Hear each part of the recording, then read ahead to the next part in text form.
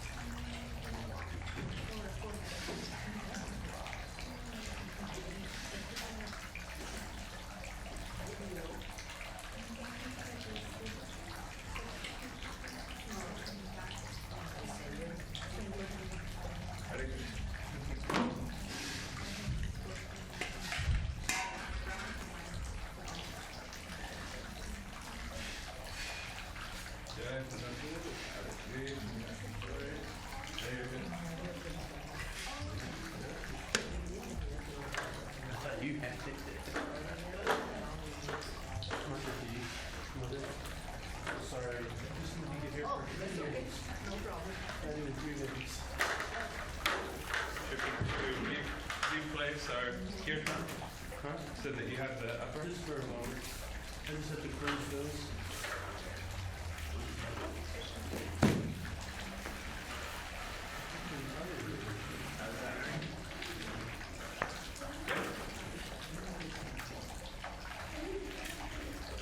Good? Is that okay? Yeah.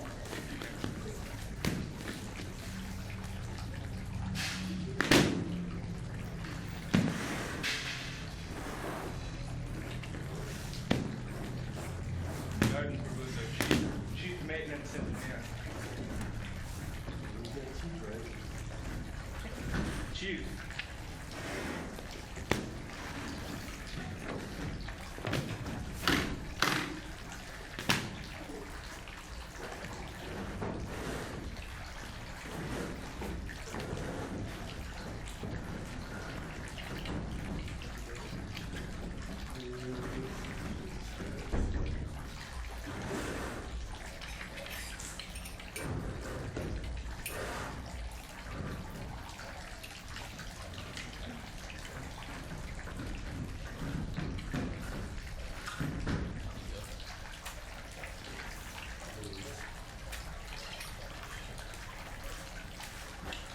Well, shall we?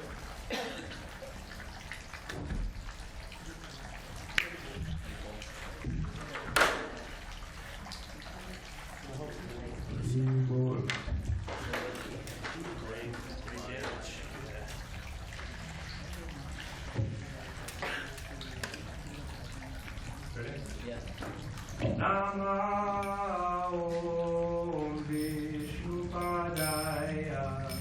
Krishna Prishtaya Bhutale Srimate Bhakti Vedanta Swami Namine Nama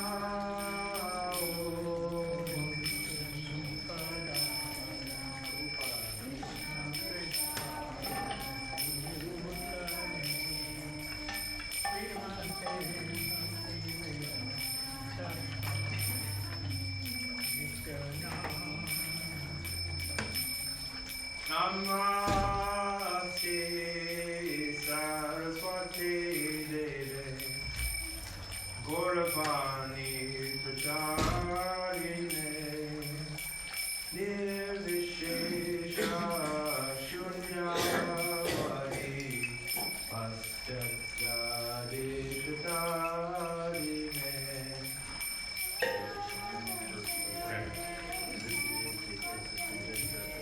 I saw it, yeah.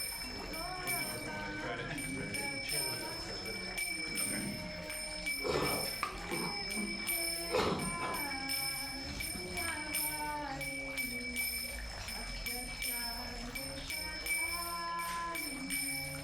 Jaya Shri Krishna Chaitanya Prabhu Nityananda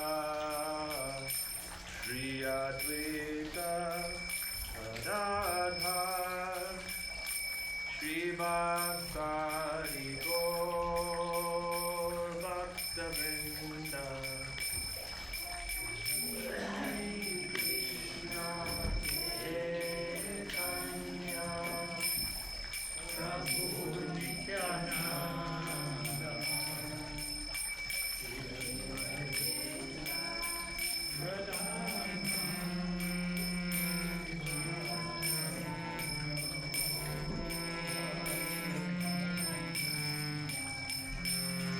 Jaya Shri Krishna Chaitanya Prabhu Nityananda Shri Advaita Gadadhar Shri Bhaktari Gaur Bhakta Vrinda.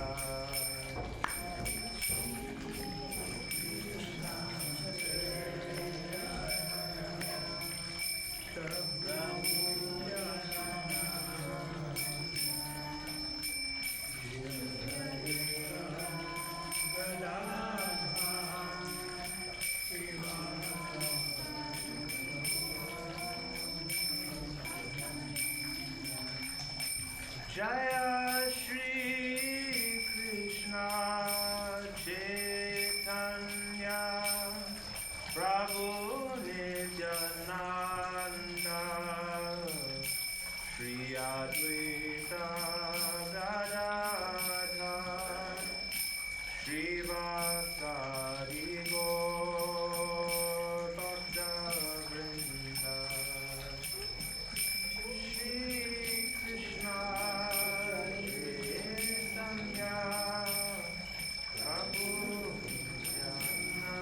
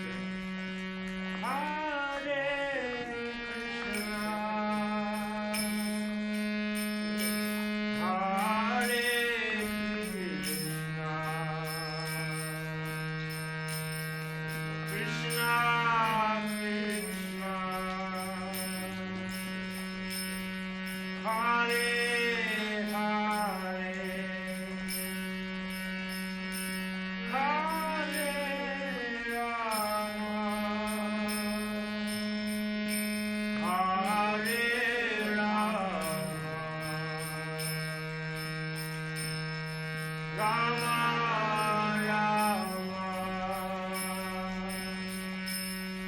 Hare Hare. Everybody. Hare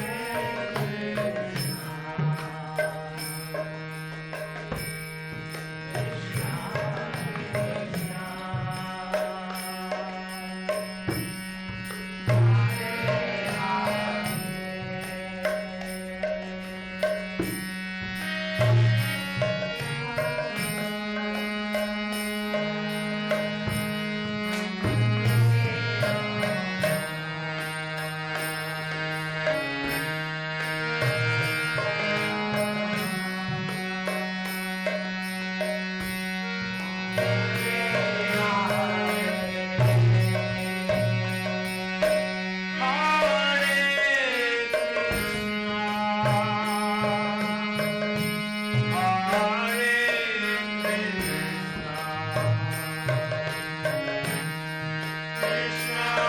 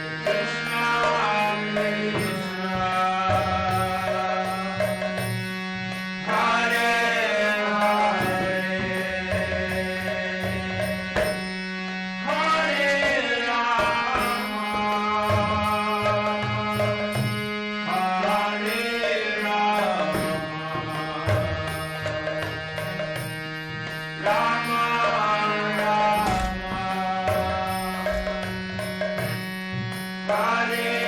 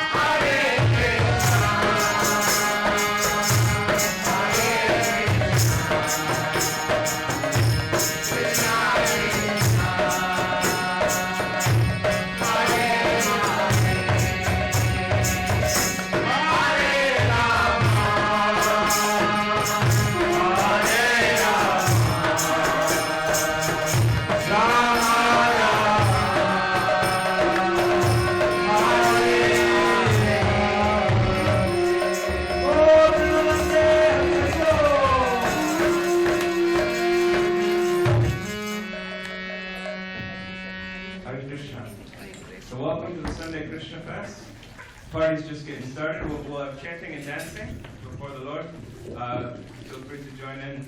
Hare Krishna. If everyone gets put their mat. Oh yeah, the mats can go in the back. Hare Krishna.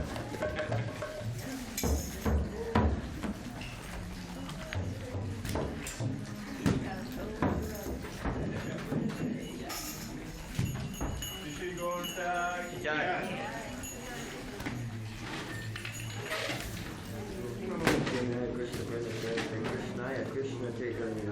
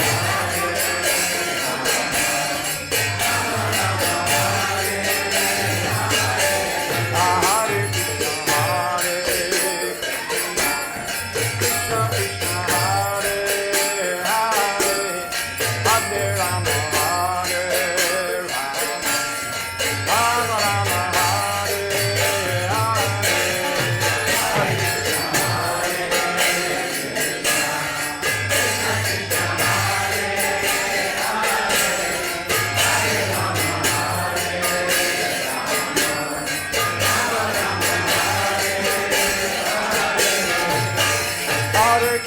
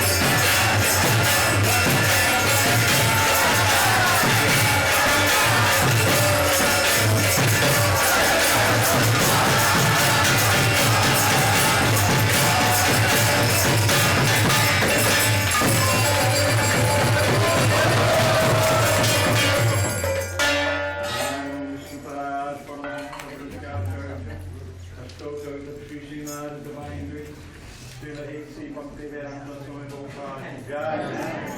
ISKCON DVD founder of Church of Srila Prabhupada Jai. Jai Vishnupada Paramahansa Buddhist Church, stoked out of Sri Srimad.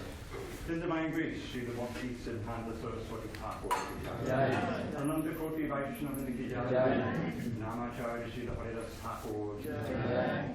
Prem Chikaho Sri Krishna Chaitanya Bhagavan Nityananda Sri Advaita Gadadha Shiva Sadi Gaura Bhaktavan Jai. Sri Sri Radha Krishna Gop Gopinath Shambhan Dharakun Dhiri Govardhan Ki Jai. Vrindavan Dham Ki Jai. Navadvip Mayapur Dham Ki Jai. Jagannath Puri Dham Ki Jai. Ganga Mahi Ki Jai. Muna Mahi Ki Jai. Tulsi Devi Ki Jai. Bhakti Devi Ki Jai. Sri Harinam Sankirtan Ki Jai. Samale Dham Bhaktavan Ki Jai. All glory to the assembled. Hare Krishna. All glory to the assembled. Hare Krishna. All glory to the assembled. Hare Krishna. All glory to Sri Guru and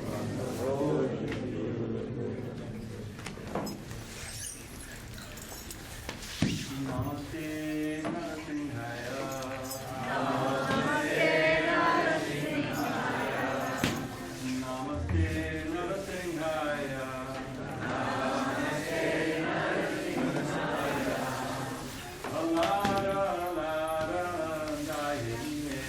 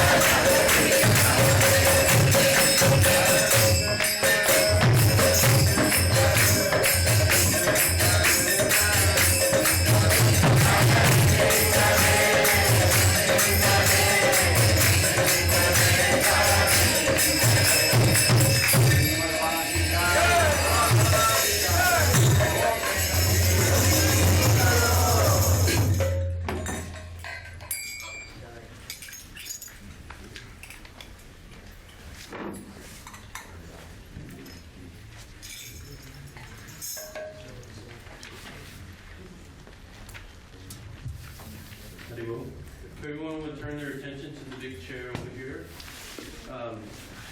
Tonight our class is being given by Hasagrami Das. Hasagrami Das first met devotees while finishing a psychological degree in USC SanDiego in early 2012. Then he moved into the temple in October of the same year. In 2014 he took initiation from His Holiness Bhaktivedanta Swami along with his god brother Santosh Prabhu.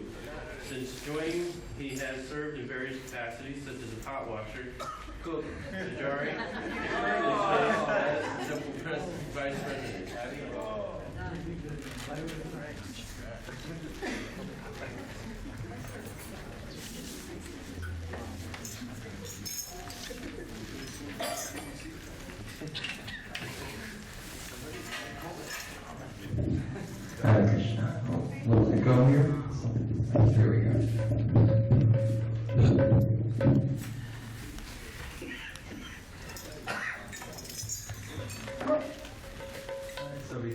classes and custom to sing a song by Bhaktivinoda Thakur, glorifying the pastimes of Krishna in his hometown of Vrindavan.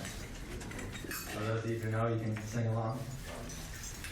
Jaya Radha Madhava Kunja Vihari Jaya Radha Madhava Kunja Vihari Jaya Radha Madhava Kunja Vihari Jaya Radha Madhava Kunja Vihari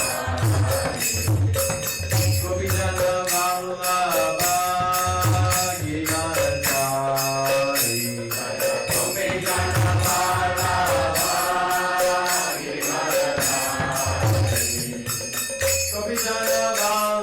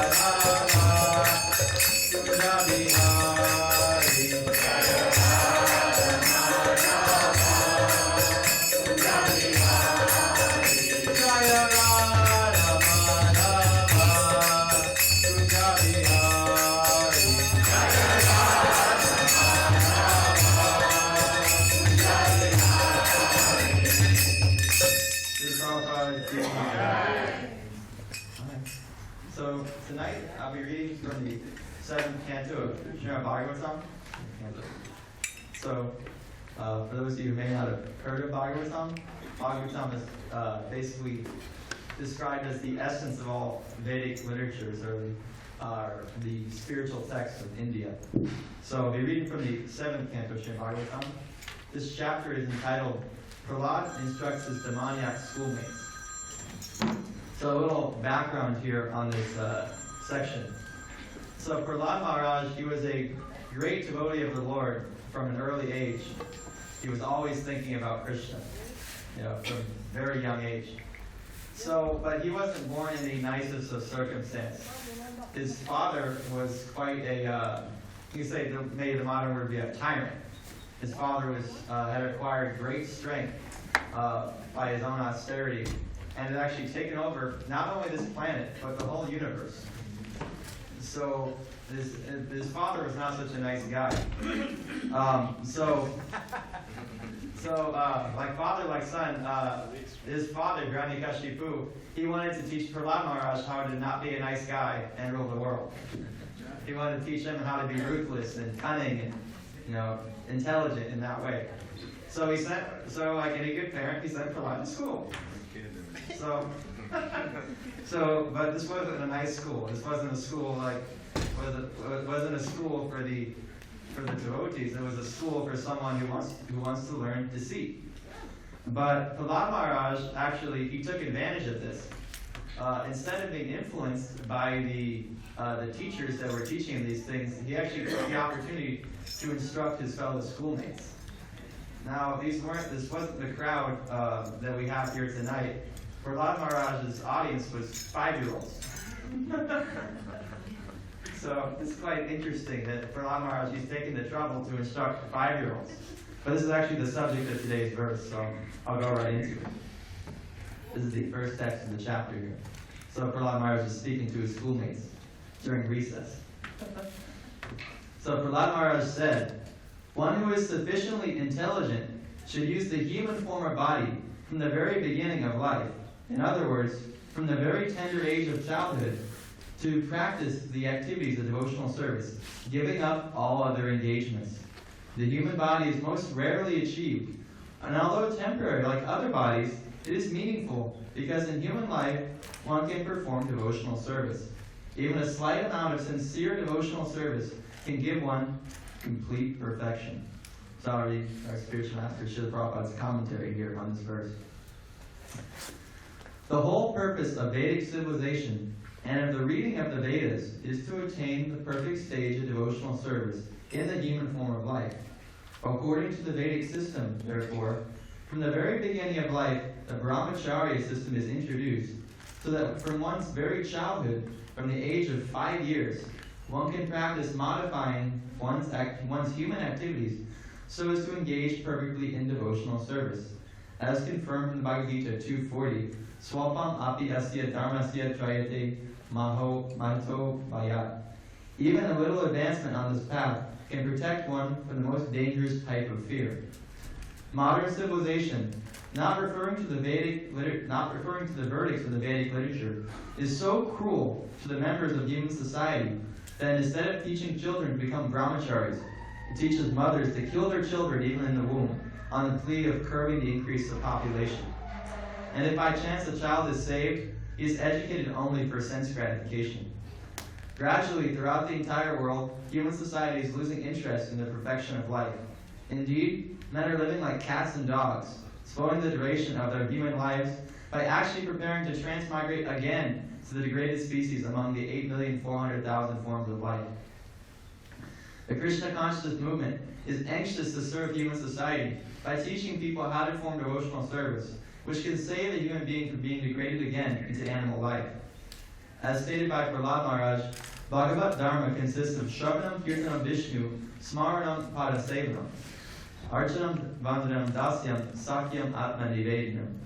In all the schools, colleges, and universities, and at home, all children and youth should be taught to hear about the Supreme Personality of Godhead.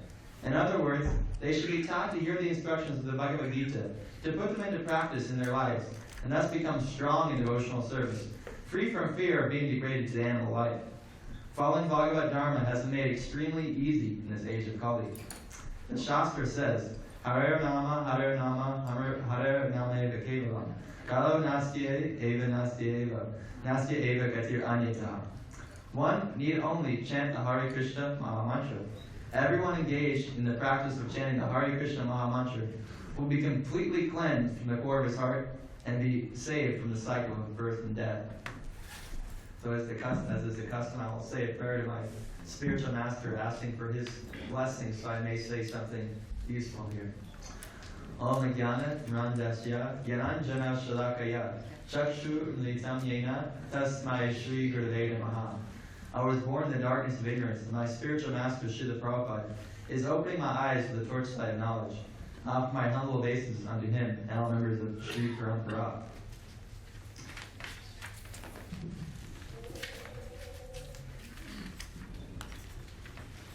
Okay, so I'm going to read the translation of the verse again, and then we'll jump right into it. Prahlad Maharaj said, one who is sufficiently intelligent should use the human form or body from the very beginning of life. In other words, from the very tender age of childhood, to practice the activities of devotional service, giving up all other engagements. The human body is most rarely achieved, and although temporary like other bodies, it is meaningful because in human life one can perform devotional service. Even a slight amount of sincere devotional service can give one complete perfection. So what I'll do here a little bit, just to get the meaning of the verse a little more expanded, is I'll touch on some of the points here that are mentioned in the text. So one thing that Prahlad Maharaj mentions is that this human form of life is very rarely achieved. So this is kind of maybe a novel concept for those who don't have this, might not be familiar with this idea of reincarnation or different species of life, or that actually one has an opportunity to take birth as an animal, plant, different things other than a human being. But this is actually what's given in the Vedic literature, that according to the activities that one does in this life and in previous life, one gets a suitable body in his next life according to what he does. So this is actually, initially this may seem like a far out concept, but actually we can see this practically in our own lives, in so much that according to what I do, according to my actions, I am placed in a particular situation. For instance, if I decide to have a good time on Garnet Avenue, like so many people do, I may end up in a jail cell at night. I may be make it a drunken public or something like that, because of my activities. And I end up in a jail, and then I meet some not so nice people in the jail, and then I get some good ideas from them, and then I end up spending some more time in the jail. So this is actually what it's like in this world, is that according to our association, according to our activities, we're put into different situations. Some are seemingly good, and some seemingly bad. So what Prabhupada is stressing here is that actually our activities in this life determine our next body. And that our next body may not be a human body. It could be a dolphin body. It could be a cat body. And according to our meditation, according to our activities in this life, then actually that will determine that. So this human form of life is not something we should take for granted. This human form of life actually gives one the opportunity to think about what is the meaning in life. The cats, the dogs, the sheep, they are not interested in that. They are simply interested in, where's the hay, where's the dog chow, where's these things. So this is it's a low existence. This human form of life gives us so much opportunity to see so much beauty and understand that actually we are meant here for a purpose. So what Prahlad Maharaj is saying, okay, now we've got this human form of life, and also is speaking of ourselves here, we actually are in a very favorable situation. Even so many of those who are in a human form of life do not have as comfortable of a situation in which to practice Krishna consciousness, to think about spirituality. Some people on the other side of the world, the issues of feeding oneself or one's children, of one's own personal safety, are much more in the forefronts of their minds. Here in America, we are relatively, especially here in SanDiego, we are relatively safe and protected. Relatively. And anything can happen to anybody. But we are relatively safe and protected. We are able to focus on these issues without so much overwhelming anxiety. This is such an opportunity. We do not know how long we will have for this. A friend of mine is from New Zealand, and the Harekrishna temple over there was completely destroyed by an earthquake.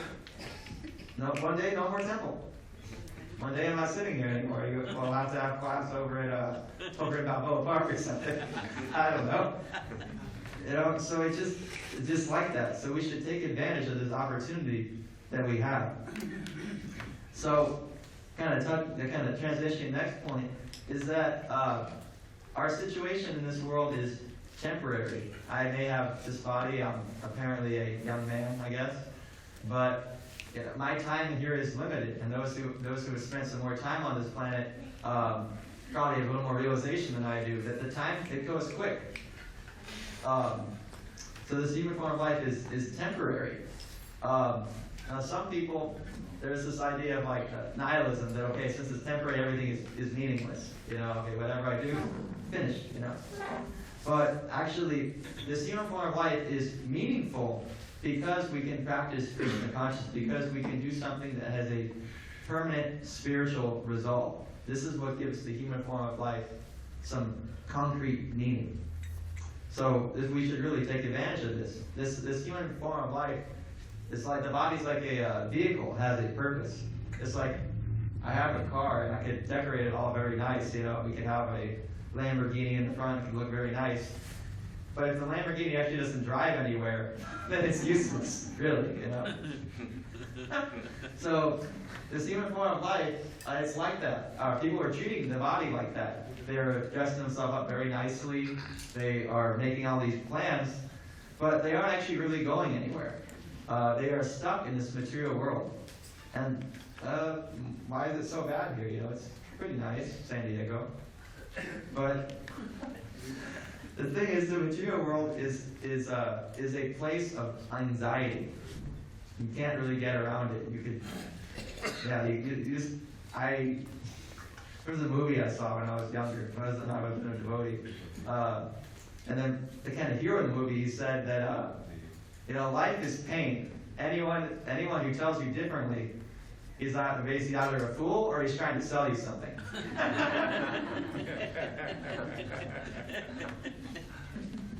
So the material world is like that. It's just the way it is. But we have an opportunity to actually get out of this material world. We have an opportunity to practice Krishna consciousness. And by the practice of Krishna consciousness, actually, life in the material world can be a little bit better. It can be quite a bit better, actually. Because one of the main reasons people are suffering is actually due to ignorance. I'm just trying to think of a good example here. But it's like it's kind of a silly thing, but the point gets across. Is that everyone here, most people here, we're accustomed to taking Krishna Prasad, nice foodstuffs offered to Krishna. Or maybe someone didn't have good parents, and they thought that actually eating plastic bags, that was actually what I'm supposed to do when I get hungry. And every time they got hungry, they eat these plastic bags, fill their belly with plastic bags. And they get quite a bit of distress because of that, because the human body is not meant for that. But then one day tells them, actually, we're actually meant to take like nice food. Here's some eggplant. It's fried in ghee. I'm like, oh man, this is so much better. So the problem is people, they do not know how to actually really be happy. The happiness the happiness people are trained to seek after, especially in America, is inevitably linked with suffering. We could give you an example of our friends over on Garnet Avenue again. They may be having apparently a good time tonight, Sunday night, maybe Sunday night, to burn the candle at both ends. Got to go to work tomorrow. But they have what they seem like is a good time, and tomorrow they're hungover. They have to go to work. They are not ready for the day. There's so much pain accompanied with their so-called pleasure. But Krishna consciousness, the philosophy and the culture of Krishna consciousness teaches one how to be happy in such a way that there is less or no misery accompanied with it. What is the result of this chanting Hare Krishna, the kirtan? Does anyone feel sick afterwards? Maybe people get a little dizzy from the spinning, but there's no loss really there. There's only gain. So this is the culture of Krishna consciousness, teaching people a way to actually be happy without much less suffering. People have these natural propensities that everyone wants to eat nicely. People have a desire for the opposite sex. People have a desire to live in a nice place. All these things. And Krishna teaches a way to purify our existence, to do so in a way that we are not harming other living entities, to do so in a way that actually is pure and is purifying for us. So this is the philosophy of Krishna consciousness. This is what Prahlad Maharaj is trying to speak here. So, interesting. So, our life is meaningful if we practice Krishna consciousness. This is actually what gives us some substance. Most people have a decent bit of people have an idea that they want to do good for the world. And this is a nice sentiment. But we have to know actually what is the real good. We have to know what gives actually permanent results. There's a nice story. There was a king actually back some time ago, and he wanted to get his daughter married. Now in the culture of Krishna consciousness, in the culture, it's the responsibility of the father to get his daughters married. He tries to help out with that. So the king, he didn't just go to like some nice family to seek out advice. He didn't go out to the matchmaker. He went all the way to the abode of Lord Brahma, who is described as the universal manager. We have our temple president here. We have our president of the United States. Well, he was the president of the universe. So he went all the way to him, and there was a concert there where he was at. So he politely waited till the concert was over to talk to this very important person. And he says, "Dear sir, can you find a suitable husband for my daughter?" And Brahma, actually, he laughed. He laughed very much because in the Vedic conception, basically in different parts of the universe, time works a little bit differently. Lord Brahma, he's on a different planet. He's on a different planet than we are here on this earth. So time works a little bit differently up there. So there's some relativity going on. So although he had apparently only spent like an hour or a few minutes, whatever it was, up in the abode of Lord Brahma, it had actually been like eons of time in the world. Lord Brahma said to him that actually, everyone you knew, they've all passed away. Their sons have passed away. Their grandsons have passed away. In fact, everyone who even knew your name, they're gone. And this is the situation of actually, it's a little sobering. This is our situation here in the material world. That whatever good we may do to people here, I may be a great philanthropist, I may give so much money to charity. I'm not saying those things aren't nice, but they don't bear a permanent, lasting result. There's people, they will die and they will have to take birth again somewhere else, and they will not remember me. And even the people who are still around, eventually there'll be not a trace of me left. Now, one could be depressed about this if one doesn't have the proper spiritual knowledge. And people do get depressed like that. But the idea is actually, by giving others Krishna consciousness, we can give them a permanent result. That this Krishna consciousness is an asset we take with us to our next life, to our next life, to our next life. This Krishna consciousness, it is our, it's like our transcendental savings account. Sometimes the devotees describe it like that. Whatever progress we make in Krishna consciousness, this goes on to our next life. And we can also perfect it in this life and go all the way back to the spiritual world at the time of death. So, our goal actually in life should not be simply to get stuff. We should, we aren't interested, us devotees, we aren't interested in getting stacks of money or a nice house or, lots of friends. We aren't interested in those things wholly and solely for them and themselves. We're interested in those and how they are favorable to giving people Krishna consciousness and to giving ourselves Krishna consciousness. You see here we have our temples in this building. We have money to run the temple. We have so many friends here. These things are natural. But these things are for Krishna consciousness. So basically the idea is that Krishna consciousness is something, it's not of this world. It's something of the spiritual world. So,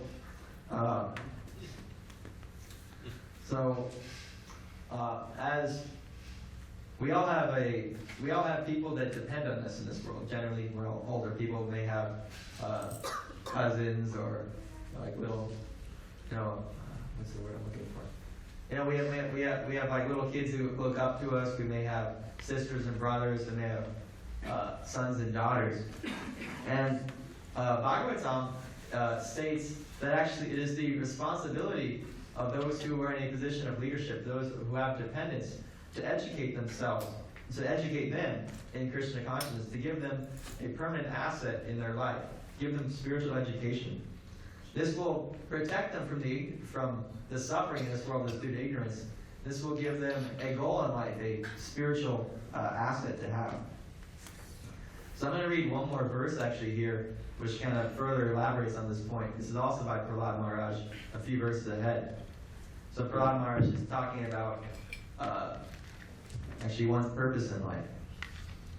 He says, endeavors merely for sense gratification or material happiness through economic development are not to be performed, for they result only in a loss of time and energy, with no actual profit. If one's endeavors are directed towards Krishna consciousness, one can surely attain the spiritual platform of self-realization. There is no such benefit from engaging oneself in economic development. Purport. We see materialistic persons busily engaged in economic development all day and night, trying to increase their material opulence. But even if we suppose they do get some benefit from such endeavors, that does not solve the real problem of their lives. Nor do they not know what the real problem of life is. This is due to a lack of spiritual education. Especially in the present age, every man is in darkness, in this bodily conception of life, not knowing anything about the spirit soul and his needs. Misguided by the blind leaders of society, people consider the body to be everything, and they are engaged in trying to keep the body materially comfortable. Such a civilization is condemned because it does not lead humanity towards knowing the real goal of life. People are simply wasting time and the valuable gift of human form because the human being who does not cultivate spiritual life but dies like the cats and dogs is degraded in his next life. From human life, such a person is put in the cycle of continuous birth and death. Thus, one loses the true benefit of human life, which is to become Krishna conscious and to solve life's problems. So, this is the crux of Krishna consciousness, is that people do not know the real goal of life, and they do not know what the real problems in life either. Everyone is trying to solve some problem. Wake up in the morning, and okay, I gotta go to work today. I gotta make this money. I gotta solve my financial problem. I have all these duties to fulfill. We have things we have to do. So everyone is looking to solve their problems. But the problem is that materially speaking, there is never an end to this. I may be cold, so I put on a sweater, and 5 seconds later, I'm hot, I can take off the sweater. I have kids, I gotta raise the kids. My kids get old, I gotta send them through college, Then my kids finally do all that, they're depending on themselves, now I gotta find something else to do. I'm bored. My parents, recently, my brother and I were all grown up. I'm 26, he's 22. Now they're looking for something else to do. They have to find some other engagement. We all have to have some sort of engagement. So people, they're always trying to solve the problems. But there is no end to this. And this is a platform of unlimited anxiety, because people have this idea, and it's natural. They have this idea, once I make this adjustment, once I make that adjustment, things will be all right. That can be peaceful. But this world is not quite set up like that. It's actually designed by Krishna not to be set up like that. This is actually because this is not the real goal in life, to be comfortable. If one takes that as the goal of life, one is sure to be disappointed. And people out there, in America, I'm not saying this is the sole reason. There's lots of things going on, but this is one of the reasons why people get depressed, because they're thinking that I have failed by my own prowess. I have failed to adjust my material situation and be happy. I'm a failure. I'm unhappy. I give up. Depressed. But what Krishna consciousness, what Prahlad Maharaj is teaching, actually, this is not the goal of life, to be comfortable. The goal of life is to endeavor for spiritual realization, to endeavor to understand that actually this body is like a coat. It's just a covering. It's just something I'm using for some time. It's like a rental car or something. I got to return it to the dealer at some point. I don't know when yet, but eventually the repo man's coming. So this body is like that a little bit. So we should not put so much stress on the body. We need to take care of it. It's necessary to do our business. But this is not the whole service, the whole meaning of the body. This is meant for Krishna consciousness. And I really, sometimes here living at the temple, if I don't go out as much, I don't think about the importance of having a goal of what actually we've been given here in Krishna consciousness. And I was at the airport, leaving here to go visit family, and there's so many people, and they're all so busy. Everyone's like a little bit of anxiety, there's some excitement when you travel. That everyone's like, oh yes, I'm going to do this and do that. But people, although they have their plane ticket, they really have no idea where they're going. They have no idea actually what is waiting for them at the time of death. What is the result of the activities they're performing right now? What is the ultimate goal? And what we're actually striving for in Krishna consciousness is it's not simply to get out of this world. I mean, that's nice. But the reason why we're trying to get out of this world is we're trying to get to Krishna. And Krishna, he's right there. But we're trying to get to Krishna. Because elsewhere in the Vedic literature, elsewhere in the same book that I'm reading, it's described how nice Krishna is. Why we actually should want to get to Krishna. Why should we want to get out of this world? You know, SanDiego is very nice, but still people in SanDiego, they want to go to Hawaii. Some people say it's nice. You know? So even if you have the conception, this world is a nice place. Maybe somehow or other you worked it out. You worked it out, so everything's perfect. Let's just say that. But actually, what Krishna says is actually you're missing out. That there is a world where not only is there no anxiety, not only is there no suffering, but there is unlimited enjoyment, unlimited increasing enjoyment. We can't even understand unlimited. But the idea is that there is a place where you're happier, and then 5 seconds later you're happier than you were before, and then it just keeps increasing. I can't even really wrap that around in my head, as how you say it, because I'm repeating from what the words that the great teachers have said. But that is the situation in the spiritual world. You know, this is the situation there. This is why devotees like Prahlad Maharaj, they are speaking to us like this, because they know what the situation is up there. They know how nice it is. They know how perfect it is up there. They know actually what it is to be like on a pure platform. I mean, the example doesn't really do justice, but it's like, it's kind of a tired, hackneyed example, but there it is.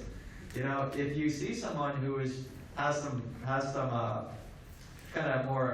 extreme problem, you know, they have alcoholism, drug addiction, or these things, and you see them suffering, you see them not living as to their full potential, the natural tendency is you want to do something about it. You want to try to help them as best you can. So the devotees, especially the pure devotees, they understand what it's like in Krishna's abode. They understand everyone is acting on a platform of pure love, acting on a platform of pure friendship. It's not the kind of friendship where I scratch your back and you scratch my back. It's not that kind of friendship up there. It's that everyone is actually looking out for each other's welfare up there. Everyone is also linked by this common affection for Krishna, this common love for Krishna. Krishna, his very name, he means all attractive. Krishna is the binding force of the spiritual world. This is actually what distinguishes the spiritual world from the material world. Is that in the material world, the binding force, what everyone is working together for, or maybe not so together, is sense gratification. Means me. Means my body. Means I like to eat nice things. I like to see nice things. I like to do nice things. It's all about me. And the thing is, we have to fight over it. There's only so much available. There's only so much food. There's only so much oil or whatever it is. It's limited to some extent, at least the things we may want. It's limited to some extent. We may have, I'm not saying there's a lack of food in the world, that some people don't have to eat. It's just that we may not get to gorge ourselves as we desire. But back to the point. So everyone is fighting after this sense gratification. Everyone tooth and nail. But in the spiritual world, everyone has this desire to serve Krishna, and there's no need to fight over it because Krishna has the unlimited capacity to reciprocate with his devotees. This is what the marvelous thing about Krishna. That Krishna, although he is in one sense one person, one God, he has the ability to reciprocate with every single devotee at the same time. If we read Krishna's pastimes that he exhibited here in this world, we can see that he was married and he had quite a few wives. It's described he had 16,108 wives. But they each had him as their husband. He expanded himself. So each wife had a Krishna as their husband. So I'd like to see him try to pull that off here. So this is the capacity of Krishna. He can reciprocate with everybody unlimitedly. So this is actually who we should seek shelter of. In the material world, our endeavors, Prahlad Maharaj is speaking here, that The endeavors merely for sense gratification, material happiness through economic development are not to be performed, for they result only in a loss of time and energy, with no actual profit. So, our, you might say, material desires, or earthly desires, they have a beginning and an end. They, and just because of the nature of this world, and because of the nature of material desire, that at some point they are bound to be frustrated. They are never complete. But this idea actually is that, I may want to be rich, but I just can't get the money. It just doesn't happen. I'm frustrated. But actually one thing that is nice about Krishna consciousness is spiritual success actually lies in the desire to serve itself. It doesn't actually so much depend on the service itself, but the desire to serve.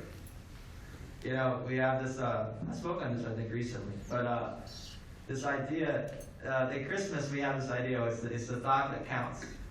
So some people, they may be able to afford very nice things for their, expensive things, for their children or for their loved ones, and there may be some happiness there. But it's the intention that's behind it. If someone gives some very cheap thing, but okay, that person doesn't have very much money, but they really wanted to give me something, then that is accepted. It's pleasing. So with Krishna, we may not be very self-controlled sages. We may not be able to do sophisticated deity worship like you see some of the devotees doing here. We may not be able to cook very nicely. We may not be able to take all the principles of Krishna consciousness at once. We may not be able to follow all the rules and regulations at once.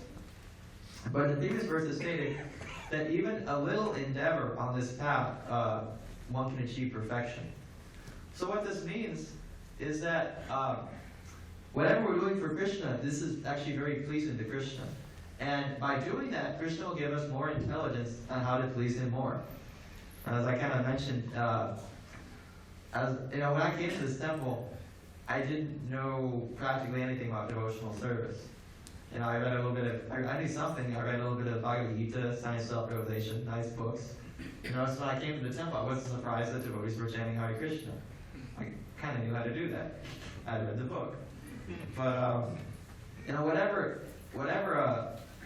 whatever knowledge I have in Krishna consciousness, it was given to me by the devotees here. I didn't come with it. So what I'm trying to say is, what I really came into Krishna consciousness with was this desire to learn, this desire to hear about Krishna, this desire to know about what is the goal of life. So this was, Krishna saw that, and he fanned the flame, as we sometimes say. He expanded on that, and now I've been able to do so many different things for Krishna, that I never thought I would do before. I was telling some devotees, sometimes people ask me about speaking in front of crowds, because it can be a little intimidating. And I was in college before I came here, and I think I dropped a class because I didn't want to give a 5-minute presentation to the class. Like 30 people, didn't want to do it. But because for Krishna, I'm more motivated now. It's something that I feel is a good service to Krishna to do. So Krishna, he convinces us to do things we wouldn't have necessarily done otherwise. We can see it as an example that people might be able to relate to, is that anyone who has had children, I can't speak from experience, but I can speak from maybe seeing a little bit. Anyone who has had children has probably had to do so many things for them that they never thought were possible. Ask any mothers who are staying up. I was talking to Coral, she's maybe here somewhere, maybe not here. And she was talking about how little sleep she has to get to care to her child. It's mind-boggling. Sometimes I think I don't get enough sleep here at the temple. I don't understand how she does what she does. But the devotee, just like she is inspired by her child to do that. She is inspired by the love for her child to do that. So similarly, the devotee, because he is inspired to serve Krishna, because he wants to please Krishna, he can do so many things that ordinarily he wouldn't have done otherwise. Krishna gives him the strength to do that. It's a very marvelous thing. it's like an unlimited reciprocal process. The devotee wants to please Krishna, and Krishna gives him facility to please him. Actually, whatever we have in this world, it is nothing, just like I mentioned this body, but it is nothing but borrowed from Krishna. Whatever intelligence I have, whatever health I have, whatever money I have, it's all controlled and essentially borrowed from Krishna. And the proof is that I can't take it with me. It's one evidence to prove I can't take it. I can't take these things with me. It's just I'm just using them for some time. So the devotee, he is not proud of his achievements in Krishna consciousness. He simply sees whatever he has done in Krishna consciousness is actually, it's the mercy of the other devotees, it's the mercy of Krishna, it's the mercy of his spiritual master. His what is precious to him is his desire to serve Krishna. The devotee, the serious practitioner, he is very careful to avoid things that will deviate him from his service to Krishna. This is the problem with modern America and so many other places, is that people are deviated and distracted from the goal of life. They aren't thinking about what's going to happen the time out. They aren't thinking about even forget about death for a second. Forget about the meaning of life. They aren't even concerned with the feelings of their fellow man. What to speak of the animals? You know, people are so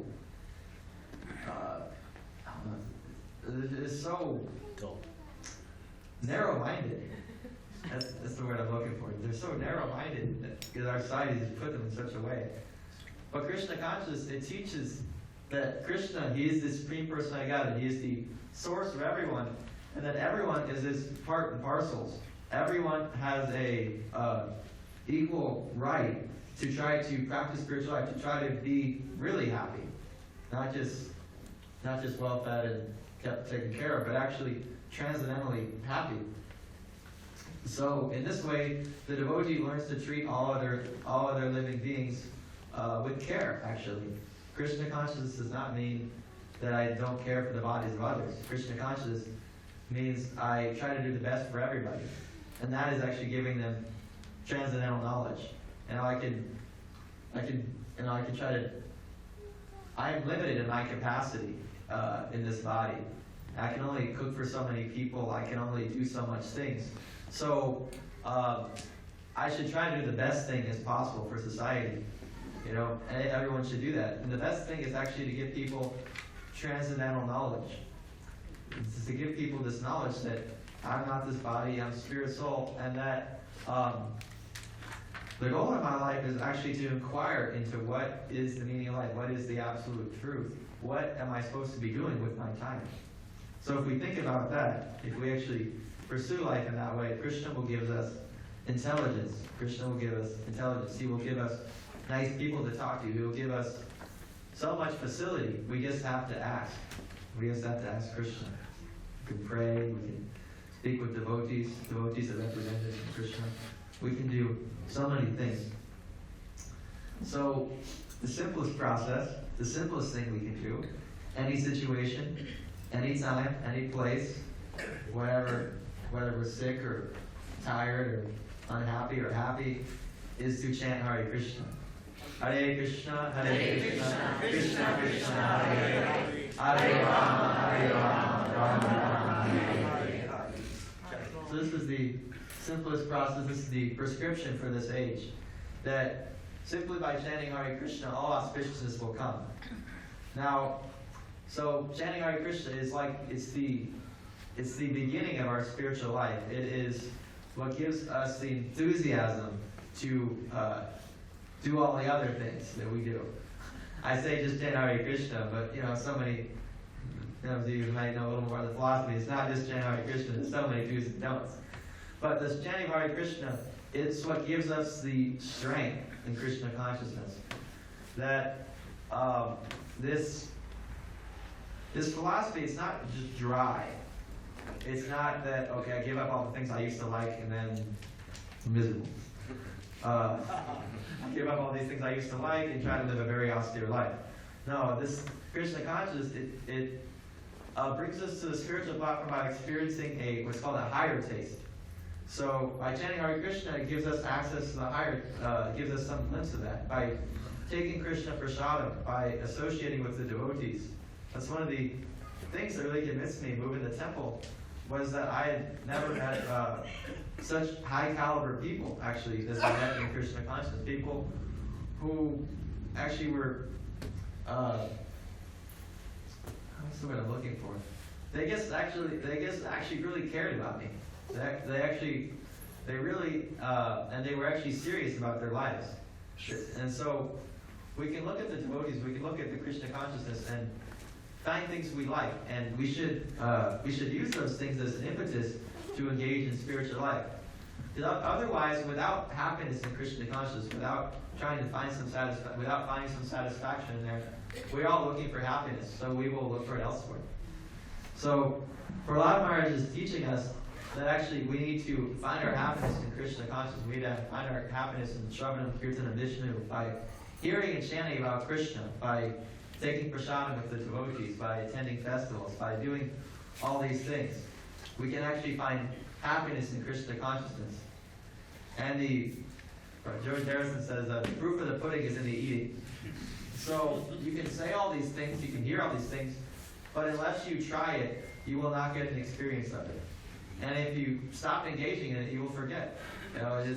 It's very tricky. It's a very tricky process. Not so tricky, but it's not like Krishna's trying to deceive you or something. But we are so ingrained in our old habits that we think that's actually where our happiness is, even though there was a reason why we went to new habits, because we weren't fully satisfied. So Krishna is advising, keep trying to come to this pure platform. Keep trying to chant Hare Krishna, and eventually you will achieve all perfection. So if anyone has any questions or comments here, I'll open it up to discussion. Hare Krishna. Thank you so much, Swami. Hare Krishna. Michael, if a person does chant Hare Krishna and does feel the presence of the Lord to a great extent in his heart, but at the same time, the fears and anxieties of old age, sickness, association with members, maybe immediate member of the family who does not acknowledge or the person doesn't know what their spiritual life is, and it doesn't feel like it's helping. And if those fears and anxieties do come up, I often feel that it's like hurting Krishna in your heart, because where only he should be reigning with bliss, there seems to be fear and anxiety, and that seems like mud and grime that shouldn't be there. And once you're out of this environment, sometimes you want to help oneself because you can't afford to get more sick. Yeah. So what should one do at such a time? Has anybody gone through that? Has Prabhupada said anything about this to senior people? Because some seniors have an odd situation like myself. So the tendency, just I noticed in myself, is to think. What did she say? What was What'd she the say? question? Oh. Do a one-liner for her. Okay, so basically, just to summarize her question, what she's saying is that even though I may be practicing Krishna consciousness, even though I may feel some presence of Krishna, still I experience suffering. I have anxieties, I'm fearing death, and I go outside the temple. So many things that are disturbing me. Sometimes I don't even feel like taking Krishna prasadam, things like this, taking spiritual food. So what to do about this? What I was going to say is sometimes the tendency is we think that I'm suffering, but everyone else has it easy. Everyone else, they got their life worked out. But this is illusion. Maybe not. I can probably say that everyone in this room is struggling to some extent, to a greater or lesser extent. But this is actually, in one sense, good. Because struggling means we're actually trying to attain to something, It's like you're falling off a cliff, and you're trying to pull yourself up. If you stop pulling yourself up, that's bad. So I was reading an interesting article. I was reading the Back to Godhead magazine. Ravindra Swarup was writing. He's a great devotee in our movement. And he was speaking, he was pulling from Uddhava Gita, which is a part of the Bhagavatam, few cantos that had the 11th canto. It's just like Bhagavad Gita in that Krishna, he is instructing a great devotee of his in the principles of spiritual life. And in this section, Krishna's explaining the situation. Krishna's explaining the situation of a person who may have some material desires, or basically may have some, is not completely pure, but actually has attraction for Krishna, is sold out in the philosophy, actually sincerely believes in, believes in Krishna, or understands that even though I may have material desires, the material world actually is there's misery there. What Krishna says is that actually such a person should not be discouraged, but should continue practicing Krishna consciousness. Just like, if someone's going to the doctor and the doctor, he diagnoses their disease, they have some serious disease that happens to people. So the person, he's taking the medication and he's not getting very much better, maybe a little bit better, but he's not getting so much better. So should that person give up taking the medication? Should that person just give up? No, the person could keep taking the medication and the results will be there. So with Krishna consciousness, if we continue to chant Hare Krishna and we continue to associate with the devotees, then the result will be there. And one need not feel guilty for the material desires, the fears, the anxieties, all these things that are within the heart. One doesn't need to feel guilty about that. They are. It is for whatever reason. You might say past activities, karma, whatever reason you might say they're there. They're there, and what we're trying to do right now is actually to get rid of these things. We're in the process of getting rid of these things. I only have a few minutes, but real quick, I'm just going to give a little story about Jagai Madai. Just real quickly, they were really sinful people, really bad people. The things they did, are just horrible. I don't even want to speak of them. And they became devotees. But they were thinking, man, like we're devotees now, but like we did some really bad stuff. They killed people, they tortured people, everyone hated them. So what to do? So Lord Chaitanya, he told them that actually what you should do is, he told them to build like a bathing ghat, kind of like a public service place, and to serve everybody who comes there. And in this way they could be purified. And when the other people saw them like this, the other people saw how humbly they were serving, actually, just to give an idea of humility, some of the people, they had so much past entity towards them, they would throw rocks at the people, at these Jagai Madai. And Jagai Madai, they'd hand the rock back to them. So they go, you want the rock back? I can throw again. I deserve it. And these people, they were so astounded by that, they forgave them. So we may have all this garbage in our heart, we may have all this stuff, but the point is that we're trying to come to this platform of Krishna consciousness, and Krishna sees that, and the devotees see that. So there's no sense in being ashamed of these things. We should let that guilt stop us from achieving our full potential, because it doesn't benefit anybody if I do that. It's like anyways, I keep on bringing all these examples, but if I'm a mother and I'm like, oh man, my cooking sucks, my cooking's very bad, I shouldn't cook for my children. The children still need to eat, One should just try to learn how to cook nicely and move on. So we may have our issues in Krishna consciousness, we may be discouraged, we may fall away for some time. But the point is that should not impede us from attaining the final goal of attaining pure love for Krishna, attaining a platform where free from anxiety of everything that's happening from his body. But in the meantime, some of the anxiety will be there. Just till we come to the third platform. Some of the anxiety will be there, and we have to accept it, and we don't need to feel guilty about it.